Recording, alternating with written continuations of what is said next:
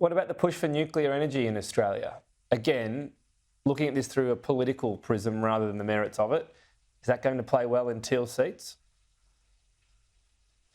I think it shows that we're serious about climate change, and that was certainly an issue in the Teal seats. And if you're serious about climate change, well, then every energy source will be on the table.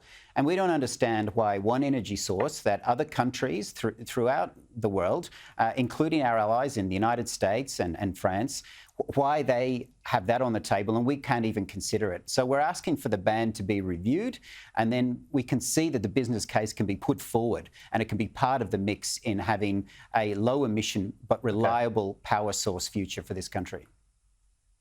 You've been part of the push from the coalition side for more details on the Indigenous voice to Parliament.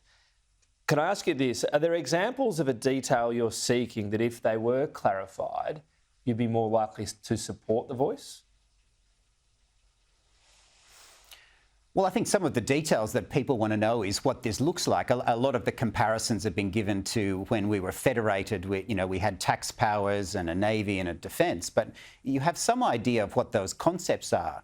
There's no comparable concept in the world where we can say, well, I have an understanding of what a voice is. So I think unlike those other powers, this one deserves more detail, including what its functions and powers and how it will be elected, what the division of genders and others will be. And when we asked those questions, we were pointed to the Carmer-Langton report. Now that has since shown not to be the sort of detail they have in mind.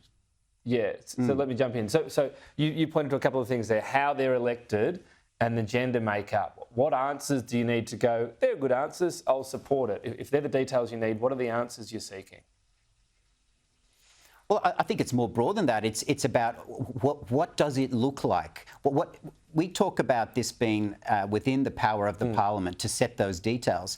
That's not a hypothetical question. The government commands the numbers in the House of Representatives and will easily negotiate that through the Senate. So let's see what the bill looks like. Put it before the people so we can actually look at the detail of the bill. That's not a tough ask, I think, for the government. On those details, if you say you're concerned about how it's elected, what would be, I'll ask it another way, what would be a red flag for you in terms of an answer of how it is elected, where you'd say, well, this is why I can't support it? Well, there's many other ways why I don't support it. I don't support it on the principle of aspiration of equality of citizenship, plus also all of the legal risks. But in terms of the detail, there's many things. You don't know what you don't know. There's no example that you can point to. You can't point to another nation. If you say we need detail on something before we'd support it, there has to be either a good or a bad answer from your point of view. Otherwise, it's just a question you ask to make it difficult. So what is the answer on how people are elected or gender? Two of the examples you just cited. Well, it's not just those two questions, Dom. Let's see what the bill looks like. Put the bill before the public before they make this decision. Because the way the government has put it is that trust us and we'll see it later. Before. But here's two. Let's give some examples. So what can you tell me around what you'd like the answers to be on those two areas? Well, I don't know. I wouldn't base my decision on the answers to those particular questions. I have many more questions that I'd like the answers to, and I have concerns about the principles that I stated to you before. Yeah, I understand you're not going to say there's those two answers, great, I support it. But you brought up those details. I'm just saying, so what concerns you about the potential answers to those questions? What can you tell me about why you listed those details? Well, I don't know why the government won't tell us what the answers to those are. So why not say this is what we have in mind? Again, they command the numbers in the House. So what will you be putting forward to your caucus and then the Parliament? Because that's what's going to pass the House of Representatives. Just tell us. Sure, but why can't you give me an answer as to your view on what the answer should be?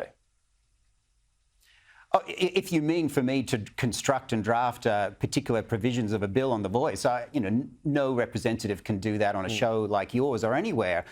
These things always take time. But the government has an idea. Detail you wanted, including gender makeup. That's a pretty simple question to ask. Are you saying there would be one small element of this whole voice, if you were told it would be roughly equal gender, that would be a good response? Is that an example?